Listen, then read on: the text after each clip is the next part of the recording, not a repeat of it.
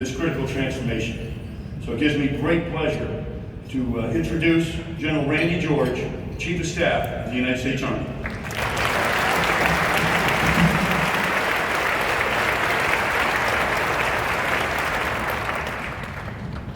Okay, good afternoon, everybody. Great to be here. And before I get started, I also want to recognize a really good friend of mine. I know the Vice, probably if there's anybody who's got a battle buddy out here, and that's Flo Groberg, Medal of Honor recipient. Just like we were talking about our best squads, again, I know that our soldiers are out there and always are selfless and show personal courage, and I think Flo would tell you the same thing. Again, but Flo, it's good to see you. I'm glad you're here.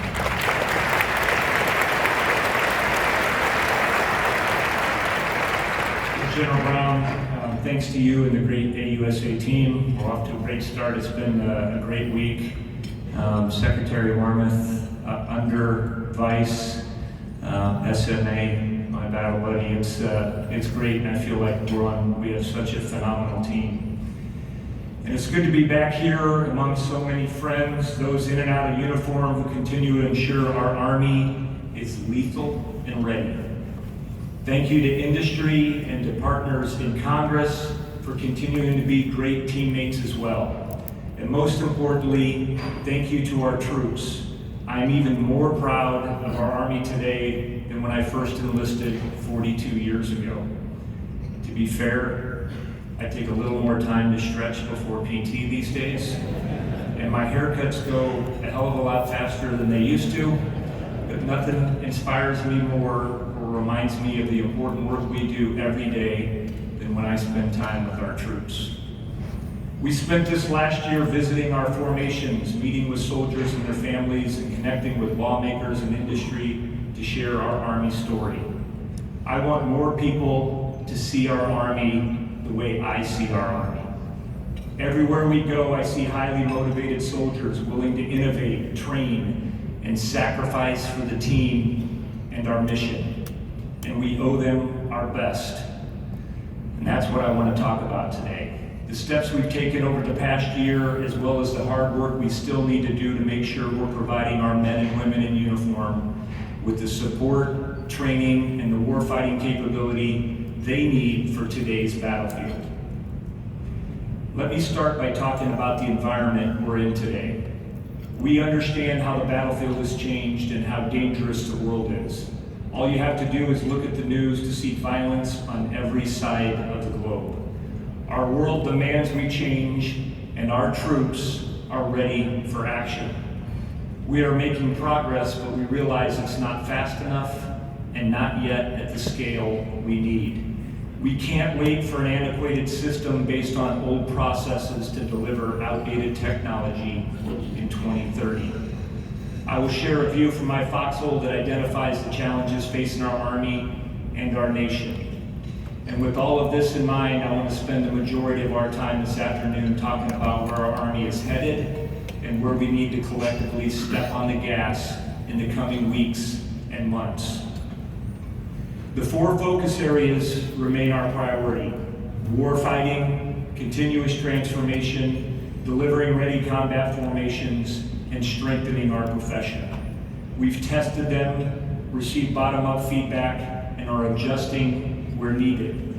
We know there is more work to do, but let me highlight some of the great work that has happened within these four focus areas. We have made our formations lighter, more lethal, and lower signature by allowing commanders to adjust their organizations and by ruthlessly getting rid of excess. Thanks to our maintenance warrants, we aren't wasting soldiers' time doing unnecessary services. And for the things that do need serviced, Army Material Command is leading the way with additive manufacturing and 3D printing. Instead of waiting 6 to 12 months for a back-ordered part that costs $20, we use 3D printing to make 20 of these parts in under an hour at a cost of 16 cents each. We cannot accept long wait times for things the government has already paid for, the things that our warfighters need now. When we look at what we've done with our formations and their architecture, I'm grateful for the efforts of Doug Bush and Lieutenant General Rob Collins and our entire acquisitions team. They are driving forward iteratively and continuously to deliver our warfighters the best commercially available tech, rather than being stymied by old processes that disconnect soldiers' input from acquisition. We live in a world where our adversaries can see everywhere, and where they can see, they can strike. A year ago, brigades took hours to set up large command posts that use big satellites and other equipment that is easily targetable. Today, our 3 transformation and contact brigades have reduced their electromagnetic and physical signature by more than 85%. They can set up and disperse in under 15 minutes while maintaining connectivity. This is Mission Command in 2024. Last year, a brigade going through a CTC rotation deployed to the box with 11 uncrewed aerial systems. Our transformation and contact brigades now arrive with over 140.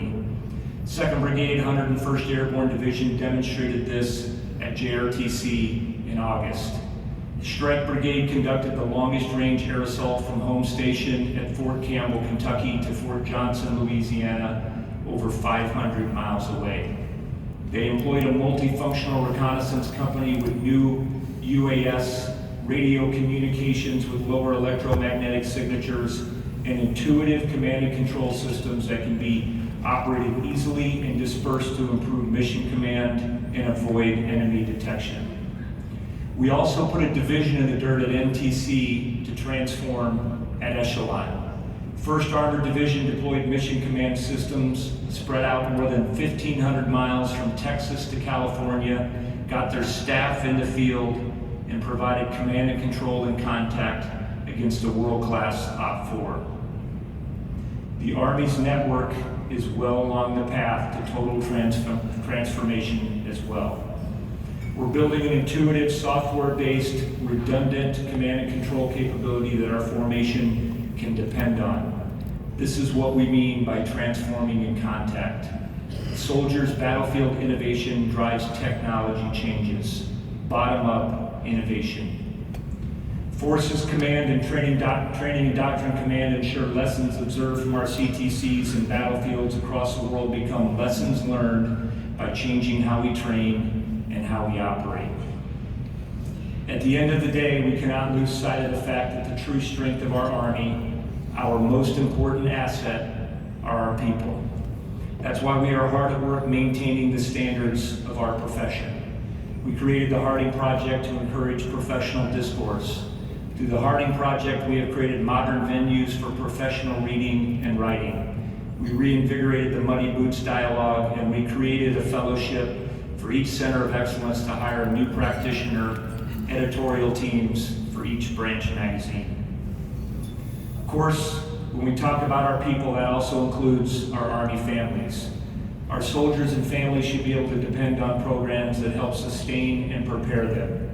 In the past, we tried to manage these programs from the Pentagon. Some of these programs have lost proper focus. One size does not fit all.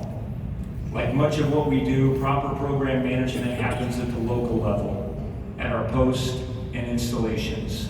Our local commanders and command sergeants major know the unique needs of the communities they care for. They know what works for the people at the installations they lead. We are going to maximize the programs that work and jettison the programs that don't.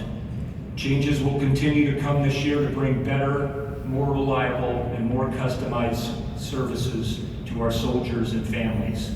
Things like increasing our investment in unit-level holistic health and fitness, or H2F, and approaching each child development center through a local lens. All of the work we're doing is done with the goal to ensure our forces are lethal and ready to respond to any and all challenges we may face. A year ago, we were reacting to the horrific attack on Israel.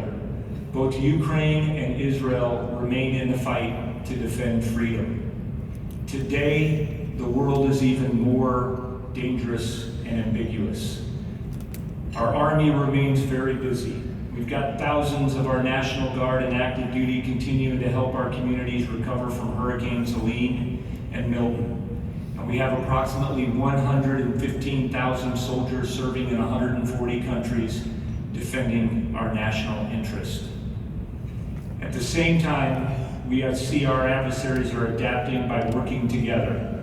Russia, China, Iran, and North Korea represent an axis of upheaval that is increasingly collaborating and conspiring to undermine democratic values and drive a wedge between us and our allies and partners. As we sit here today, we also have troops battling violent extremists. Terrorism remains a persistent threat. In every recent conflict, the lesson is clear. The battlefield is increasingly more lethal, more brutal, and less forgiving. Cutting-edge tactics and technology used in Ukraine and the Middle East become obsolete or overcome in weeks. Our adversaries aren't governed by programs of record, and they don't follow annual release cycles. At home, our Army continues to face challenges with recruiting. I want to extend a special thanks to our innovative, hardworking, and dedicated recruiters who do the incredible job of helping young people accelerate their life by joining the Army. We have changed the way we select and train our recruiters. We are harnessing the best technology. We are using machine learning and data analytics to arm our recruiters with the tools they need to succeed. Our future soldier prep course is preparing Americans who choose to serve without lowering our standards. Because of these efforts, you heard our secretary yesterday report that we met and exceeded our recruiting goals. Each year presents a new challenge, and we will continue to adapt. And I'm confident that we're going to be even better next year. The Army also continues to operate without an increase in funding, despite rising inflation, which has reduced our buying power. And that's not to say the Army's budget isn't big, because it is. And we recognize our responsibility to spend our taxpayer dollars efficiently. We must always ask what things cost. We need to know the value we get from the dollars we spend and make every dollar count. In short, our Army is no less busy than we were during the global war on terror, but we have fewer people and more limited buying power.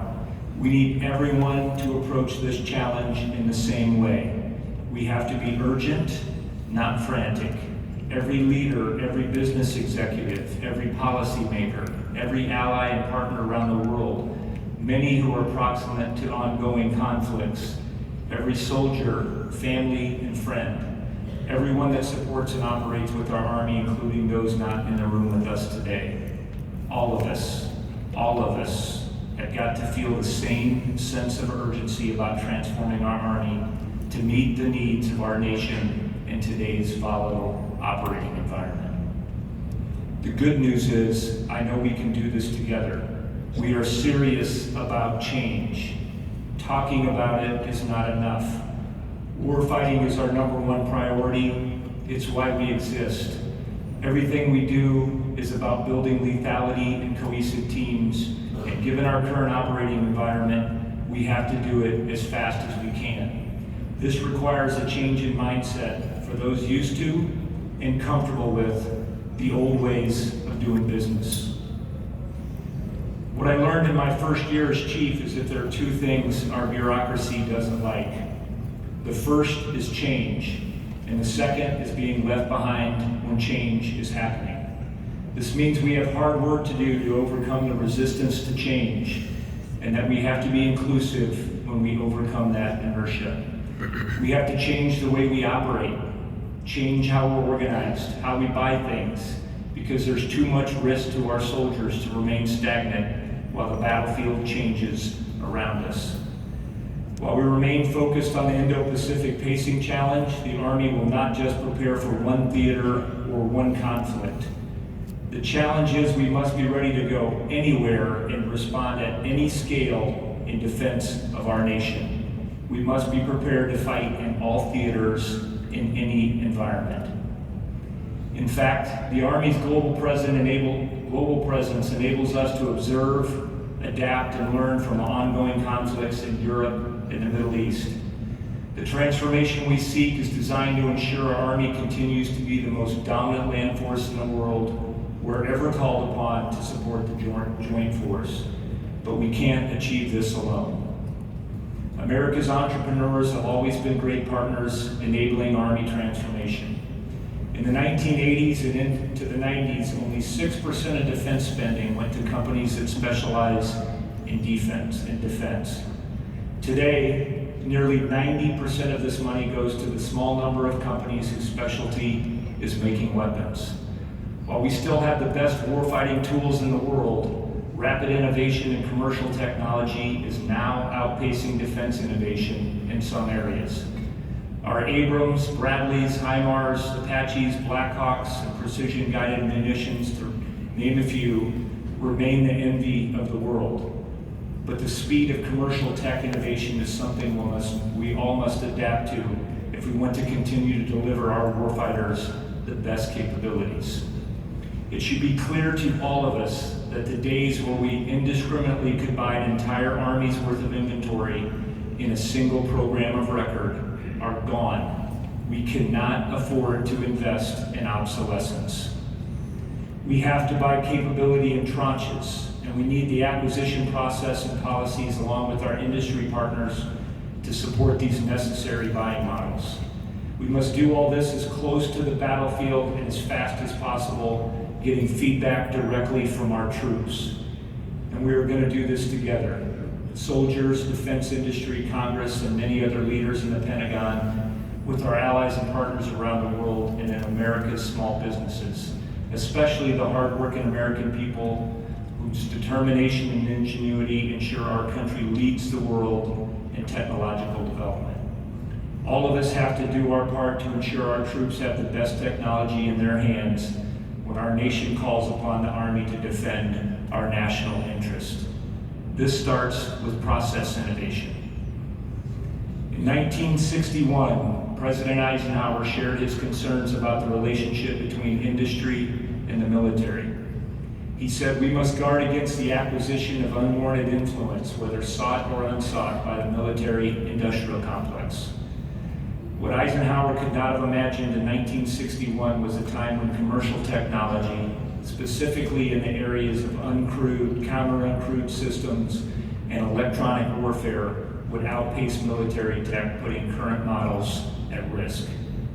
Today, we risk our warfighters becoming disadvantaged by a procurement process that denies them the agility to have the best equipment they need to be lethal on today's battlefield. We're clinging to the old processes that served the previous era of technology and combat. We all see it, and we can't accept it.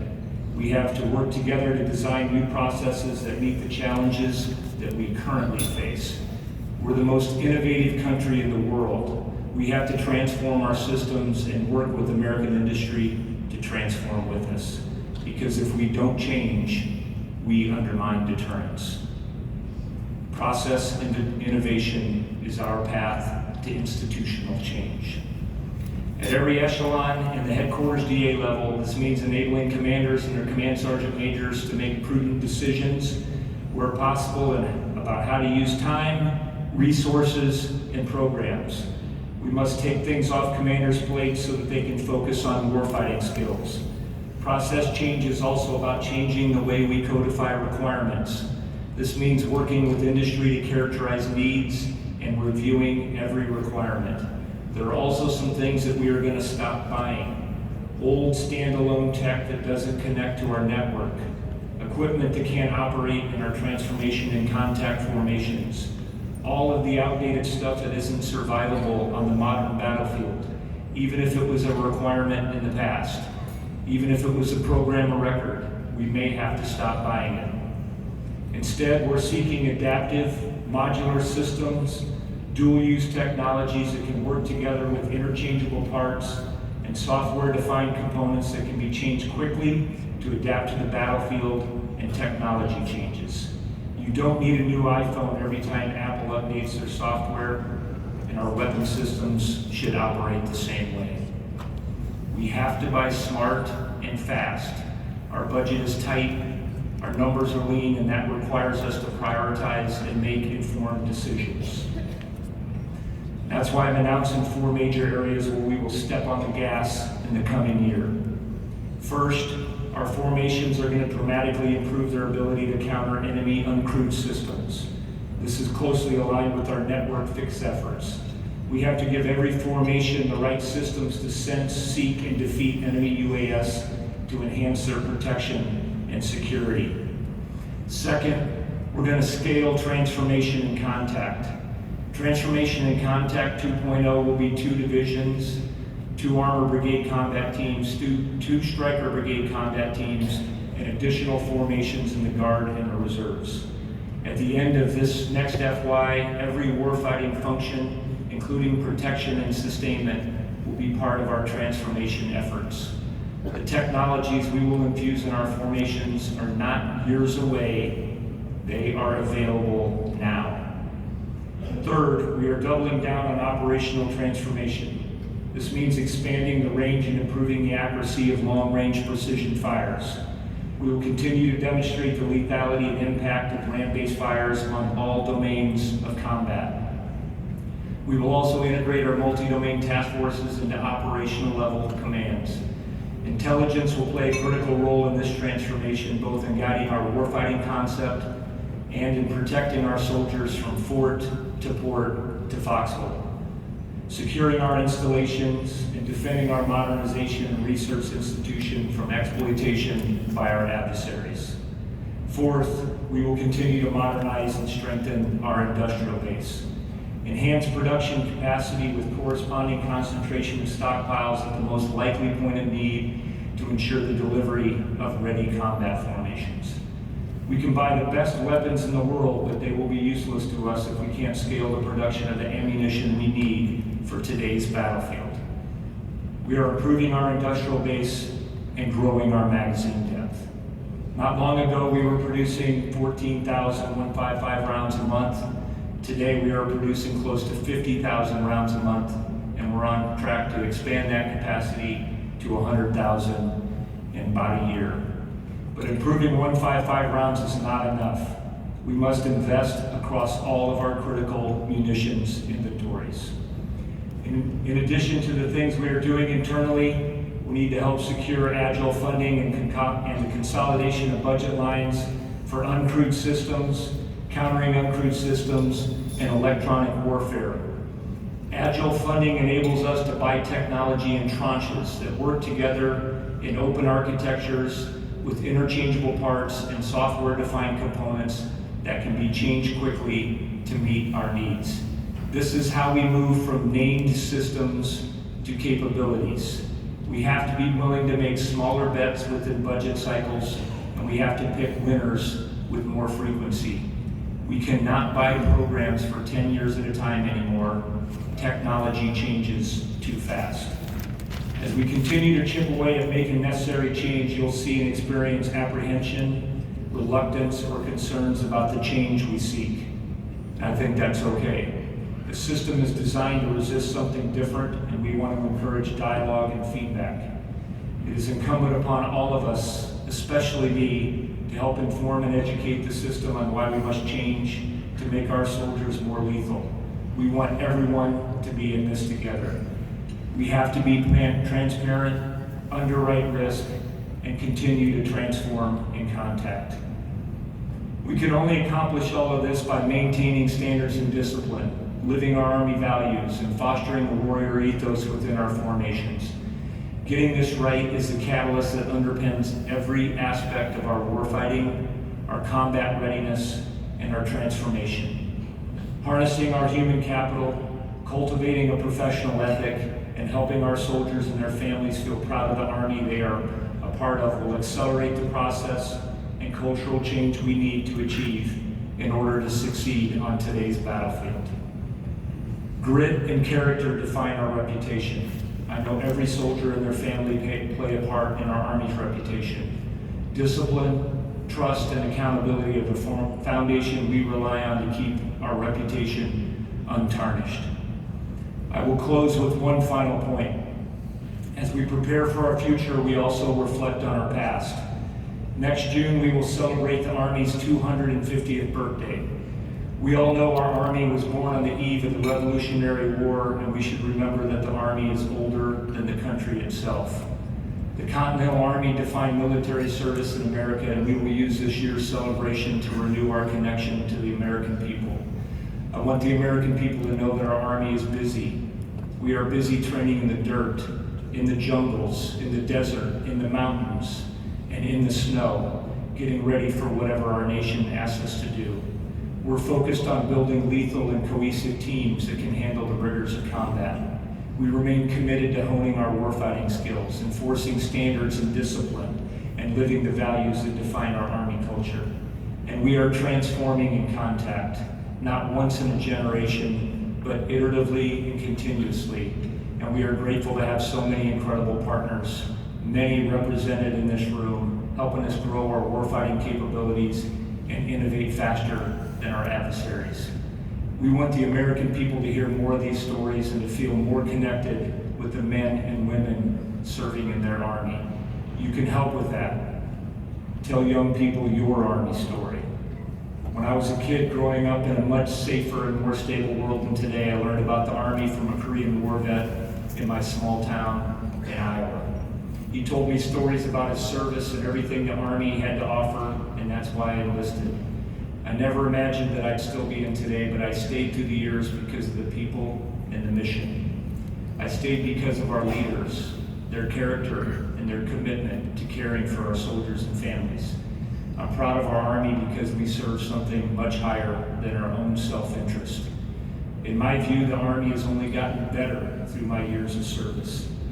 To all of you here today, to every leader out in our formations, to every business executive, every policymaker, and most especially to every soldier, family member, and friend in the most dominant land force the world has ever seen, I want to say thank you. You have my trust, and you have my support to drive the change that will make us more lethal. Now we just need to get to work. This will defend.